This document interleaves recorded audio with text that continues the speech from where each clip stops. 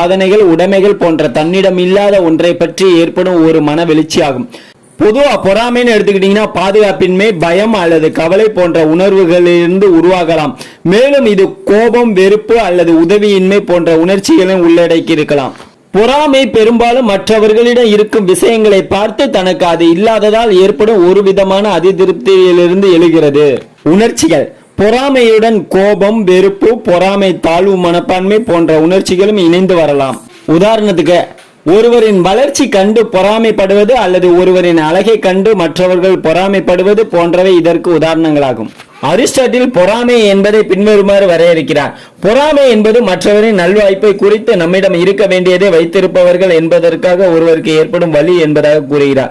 பொறாமை என்பது மகிழ்ச்சியின்மையை ஏற்படுத்தக்கூடிய மிக வலிமை வாய்ந்த காரணிகளில் ஒன்று என்று கூறினார். சமீபத்திய ஆய்வுகள் இந்த மனவெழுச்சி எவ்வாறு தோன்றுகிறது, மக்கள் இந்த உணர்வை எவ்வாறு கையாளுகிறார்கள், மேலும் அவர்கள் யார் மீது பொறாமைப்படுகிறார்களோ அவர்களைப் போல் மேம்படுவதற்கான முயற்சிகளை மேற்கொள்ள தூண்டப்படுகிறார்களா என்பதை குறித்தெல்லாம்